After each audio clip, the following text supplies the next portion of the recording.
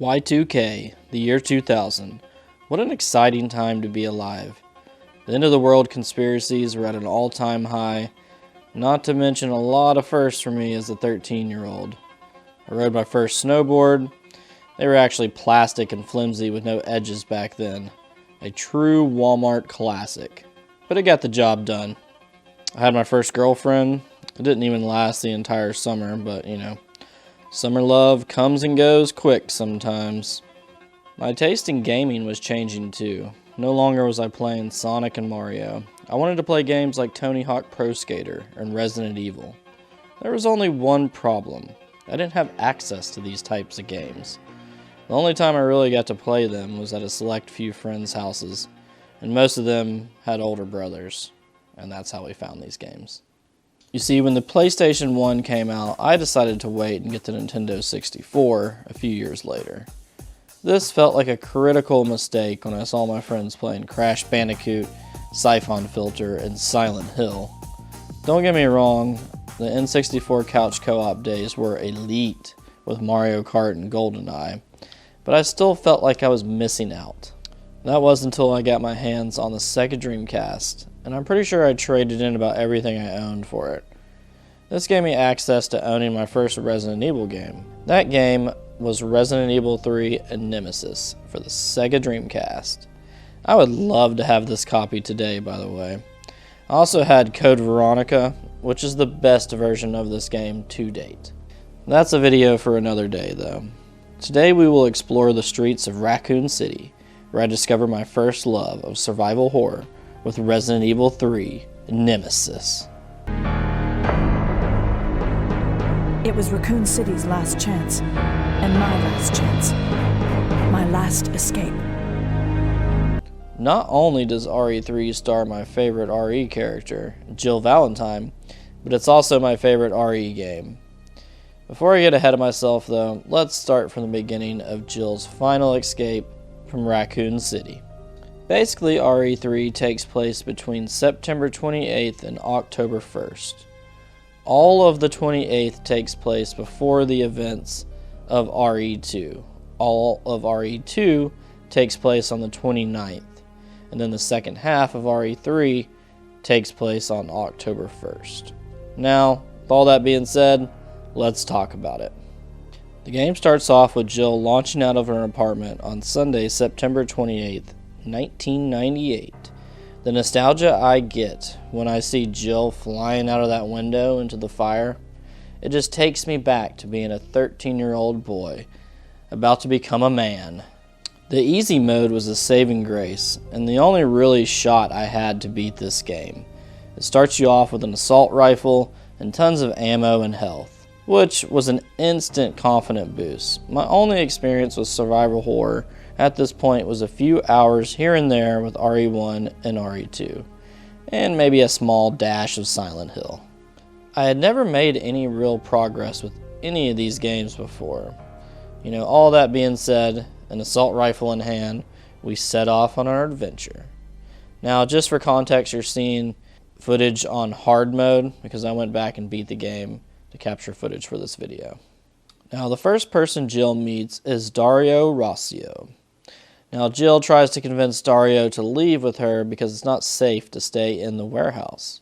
Dario refuses to leave and locks himself in the trailer and tells Jill to go away. I'm sorry about your daughter, but there isn't gonna be any rescue. We have to get out of here. No! I'm not going anywhere. I'd rather starve to death in here than be eaten by one of those undead monsters! Now leave me alone!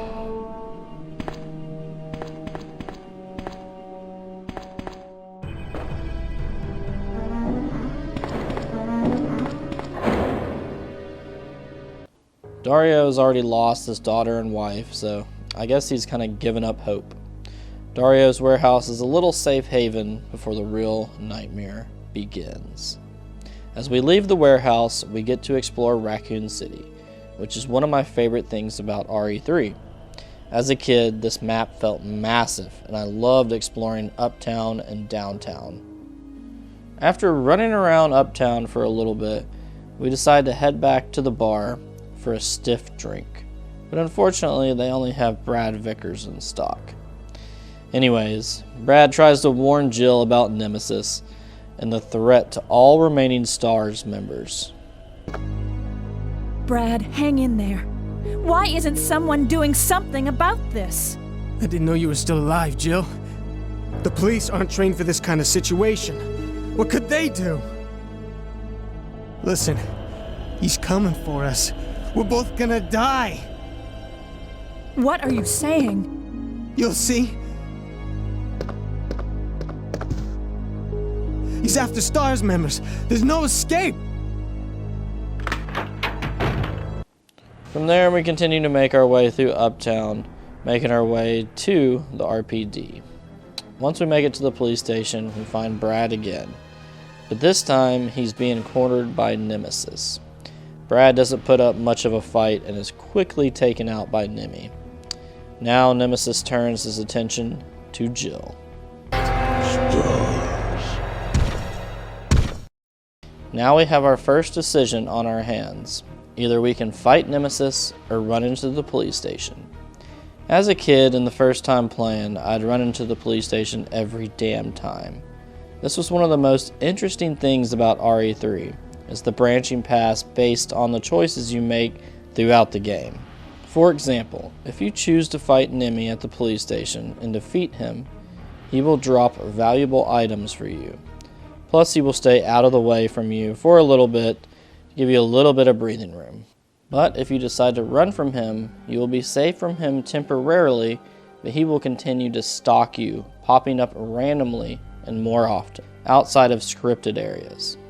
Once we make our way to the RPD, we need to make our way up to the STARS office to use the emergency radio transmission.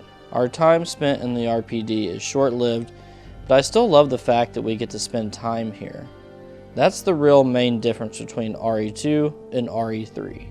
Most of RE2 is spent in the RPD, and most of RE3 is spent in the streets of Raccoon City.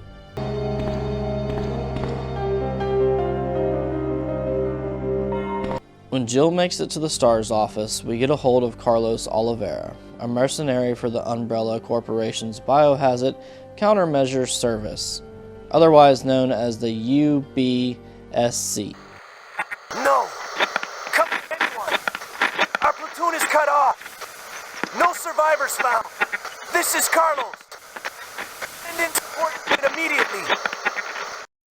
Jill is very hesitant of his employment with Umbrella, but trusts the fact that Carlos has a plan to get us the hell out of here. Now we need to make our way downtown.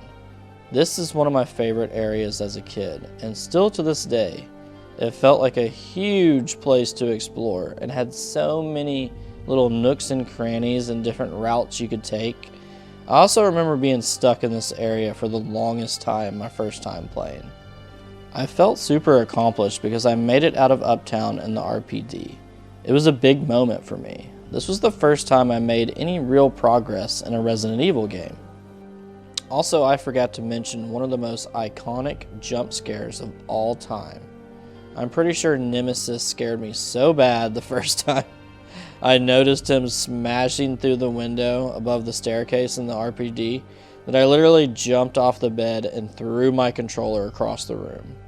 He scared the shit out of me. Now, back to feeling super accomplished to reach downtown. We explored a little bit and eventually make it to a restaurant. We ended up meeting Carlos in the kitchen. Before you know it, our guide Nemi is back and ready to end our meet and greet. We duke it out with Nemi once again. I tend to stand back and let Carlos take the blunt of the damage while I pepper him from afar. After we put Nemi down for his afternoon nap, Carlos begins to break down his plan to use a cable car tram to make it to the clock tower. I have to ask you something. I know. You want to ask me out? All the foxy ladies love my accent. It drives them crazy. What? Keep dreaming. Tell me, why did Umbrella send your team in? We're here to rescue the civilians. Don't lie to me. Umbrella is the reason why this whole mess began. Look, we're just mercenaries, hired hands. Do you really think the master would tell his dogs why they have to retrieve the stick he just threw? If you want answers, you should talk to someone else. I am not with Umbrella. Believe it or not, we're only here to rescue the civilians. If you can trust me, then help us. Think about it! The only problem is the tram doesn't work. It's missing 3 important parts: a power cable, a fuse, and mixed oil. I mean, how hard can it be to find these 3 items in a zombie-infested, burning city? The power cable is usually found in the subway station or nearby areas after restoring power to the area. You'll find the fuse in the subway tunnel, in a tunnel fuse box, and lastly, the mixed oil is often found in a garage or maintenance area. Once we've gathered all of our goodies for the tram, we head back to the tram. Nemi gets in our way once again. This guy is the worst sometimes, but we still love him. I usually just run from him in this situation. Jill makes it to the tram, but we're not out of the clear just yet. Once we get the tram rolling, we are attacked by Nemi. This fight is actually pretty damn challenged, especially if you're not prepared. Some sort of grenade rounds and a decent amount of health will go a long way. After we defeat Nemi, Mikhail sacrifices himself for his fellow mercenaries and to get Nemi off the damn tram. In theory, it works, but it also causes the tram to lose its balance, flying off the tracks and crashing right outside of the clock tower.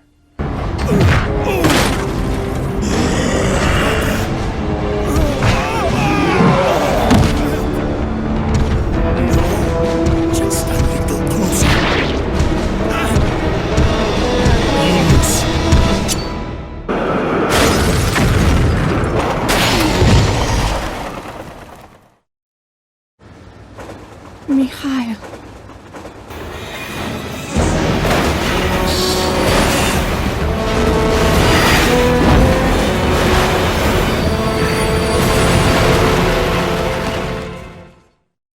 The clock tower has to be one of my favorite parts of the game. It's kind of got that RE1 mansion vibe to it. The puzzles are great, and the best boss fight with Nemi takes place after we ring the bell. This is probably the hardest fight of the game because after we ring the bell, Nemi shoots down the escape helicopter and infects Jill with the T-virus. So we are infected during this fight and unable to check our health status. I tend to save majority of my freeze rounds for this fight to make quick work of him. This is peak Nemi form. Type T, or T-type. He's more aggressive, uses a rocket launcher and tentacles to attack from afar.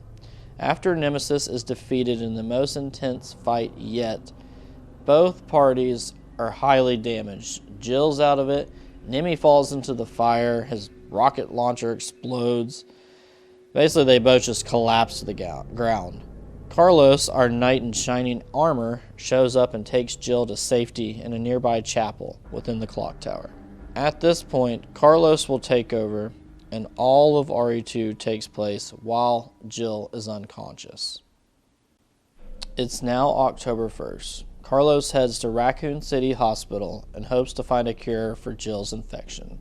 While at the hospital, we run into another UBSC op, Tyrell Patrick, who spills the beans about Nikolai, who apparently shot Tyrell and is a traitor. Fortunately, Tyrell sets off a booby trap after we speak with him and blows himself up. You know him. The one with the gray hair and the ugly mug.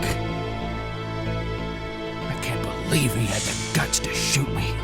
That traitor! You mean Nikolai?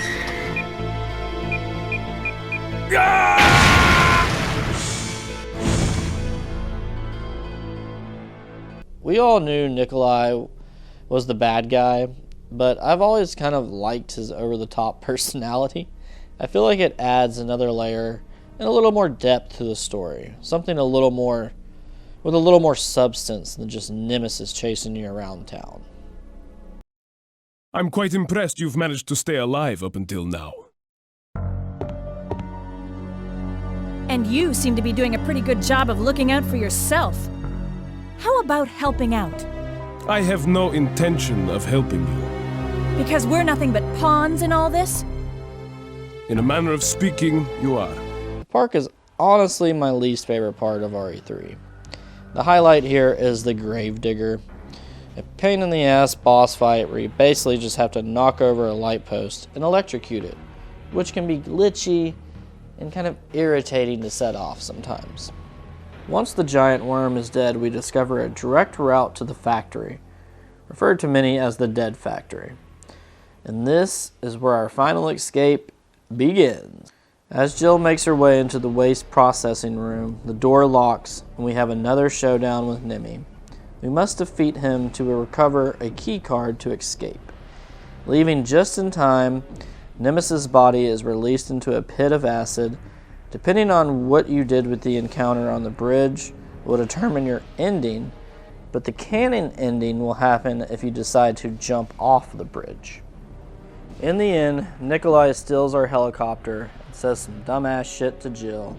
From here, we have 15 minutes to defeat what's left of Nemesis one last time and discover the greatest line in gaming history. You want stars? I'll give you stars. I always enjoyed this final fight with Nemi. Charging up the giant railgun and blasting Nemi away was so satisfying. I was so hyped when Jill said the stars line at the end. I was like, this is my new favorite character. And that is how Jill Valentine became my favorite Resident Evil character of all time. She's a badass, she's sassy, she's independent, she's hot, she kicks ass. She's got it all.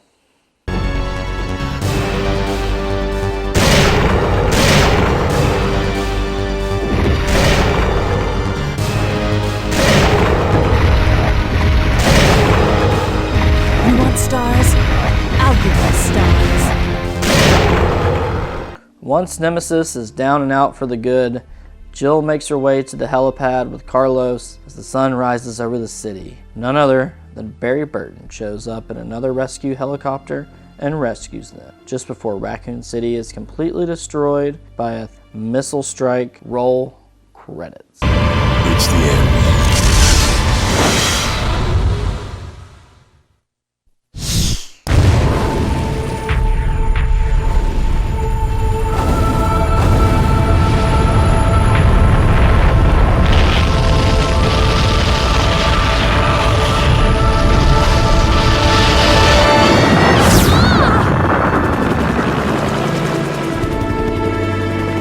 That's it.